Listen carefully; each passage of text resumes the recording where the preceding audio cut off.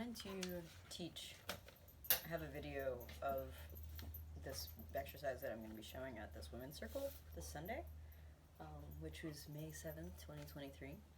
This is an exercise I've been using with clients for some time now, and I've done in a few online workshops, but I've never made a video of it that's full length. The reels, on Instagram disappear so quickly.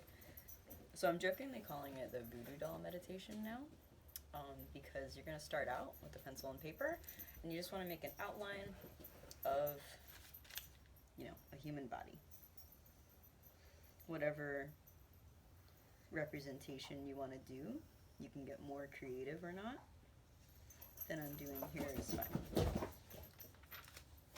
And that's how crooked it is when I draw it at an angle like that. Maybe that says something about me. Anyway, so you draw this thing, and then your job is to set a timer, because you want to probably have a container. You could do this kind of loosely, but if you have a container of time, it really can help you kind of settle in a little bit, because that little voice in your head that's worried that this is never going to end knows that there's going to be a finish. Okay, so you sit and you meditate, and maybe you do like 5 minutes. That's plenty for a lot of people, and you'll get a lot of information. But the key is you're going to tune into at least 3 things.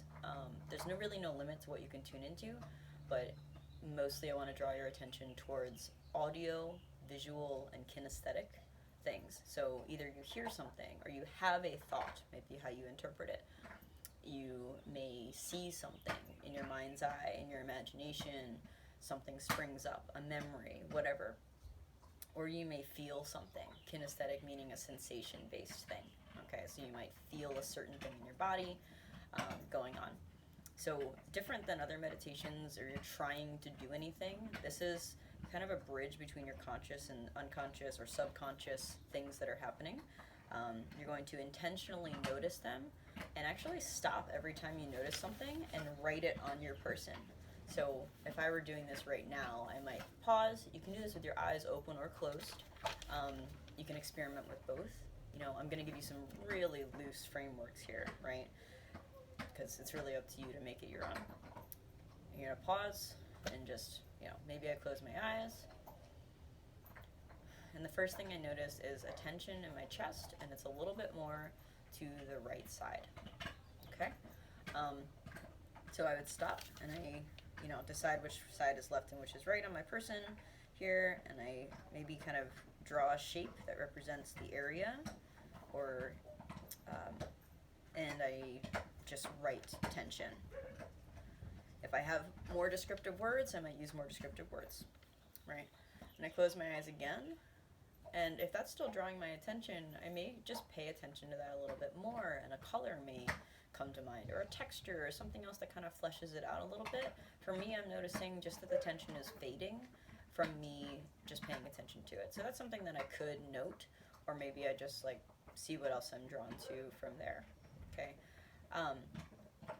Then my attention goes a little, I'll do 1 or 2 more, and then my attention is moving, being drawn to, whatever that means, right, towards my left sort of upper hip. So if I come up with something that is recognizable enough to write down, I can just be like, okay, tension, or sensation, or even a numbness, something that I'm noticing there, and then I can draw that on my person, maybe making a circle or just writing it in, right?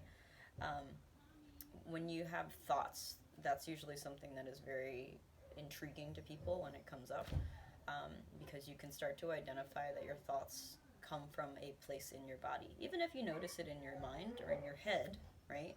You may notice that it's more to the left side or the right side of your head, or the front or the back, or up or down, something along those lines when you really start to tune into it. You may have multiple things that you notice at once that you put down. You may think colors. You may even notice things feel off your body, like something is off behind you, or to the left or the right, or something like that, and you're like, that's where I perceive that happening. So you write that down. It's just a self-study exercise.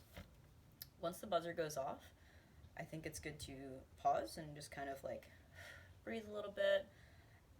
Nervous system regulation, if anything felt a little bit intense, you can also stop at any time. If you feel yourself getting really distracted, that can be something. Where does that distraction come from?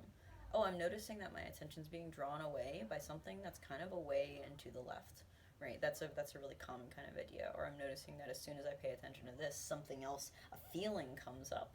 Um, yeah, I guess that's about as much as I need to go into that right now. If you have more questions, feel free to leave a comment or to contact me. This is a kind of thing that I definitely work people through. And if you're interested in this, you may be interested in shamanic studies or in internal family systems therapy is kind of some of these things are modeled off of.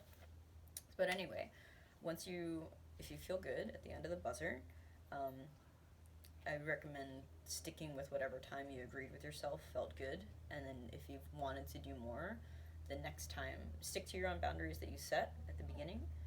It's a good sign if you want to do more, right? And it's a good sign if it's enough for you, right? You can pick that also, like the relationship to the timer. It can be something along the lines of, this is the maximum that I feel good about doing today, right? Some people may prefer the other way, where like, this is the minimum that I want to do today, and I can go longer. But I would advise most people starting out to focus on having like, okay, this is the maximum that I feel good about. I'm going to stick with that today. If I want to do more, I'm going to use that as information for next time, so that I make sure that I learn to trust myself and the boundaries that I'm setting. Okay, then, as I was saying, after you finish the time, you can go back, look at all the little notes that you've made, and I want you to tune into yourself one more time and decide what is it that you feel the most curious, with the most curiosity towards. In internal family systems, it's a really important idea, is if I feel like I hate the tension in my chest, that's not a great time to start a conversation with that. But if I feel really curious towards it, that implies a sense of openness that is going to help me to connect to that more deeply. So then after that, what I'm going to do on Sunday is direct people to figure out what they feel most curious about. Maybe they even put like a star next to a couple of them, or maybe they note how they feel towards all of them. That's probably what I'm going to do. I'm figuring this out live. Like, go through, how do you feel towards each individual one, and just note your own internal reactions to each thing. Frustration, anger, curiosity, love, that kind of thing. And you can go deeper. I'm probably not going to do that for this event because it's pretty short. You can go deeper and recognize like where that reaction comes from, and you can start to build this sort of map and network. So much of your system just seems to like fade, just like that tension in my chest was fading a little bit just from having some acknowledgement. That's a huge part of this, and that's one of the benefits of meditation in general, is that you're actually sitting and acknowledging things. I hope this is recording. I think it is. And so after you notice what you're curious about, my instructions are going to be to choose one of them to start with, and maybe we'll just do like 2 on Sunday, and start to ask it a couple of questions. A few basic questions that it never hurts to do are to ask it what its job is, and then wait for a response to rise up in you. Whatever it is, it may be something subtle that you notice. It may be, it may be more obvious. What is its job? What does it do for you, right? Often the answers are something around protecting you from something. So just so that you can understand it a little bit better. Another thing that's really easy to ask is, how old do you think I am? And once you get an answer for that, if you do get one, then to inform it of what your actual age is. And that's just a great place to start. I would also recommend, maybe before you ask questions, once you're focused back in on the part that you feel curious about, to just flesh it out a little bit, is how IFS would say.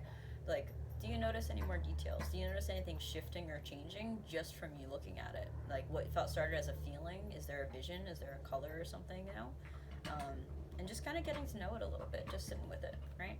Your job is to stay curious. If you notice that you start to have a reaction towards something that it's said to you, or something that you notice, that's just more to observe. And all of this, why do all this, right?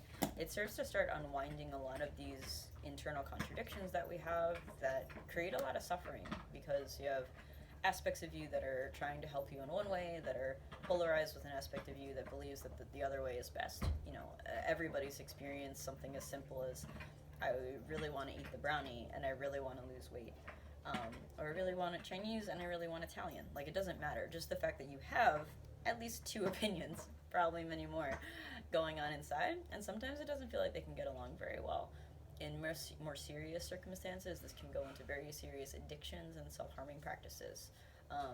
And that was how IFS, Internal Family Systems, was originally discovered and developed from Richard Schwartz, which is the most modern version of this, so that definitely has roots in shamanism and things.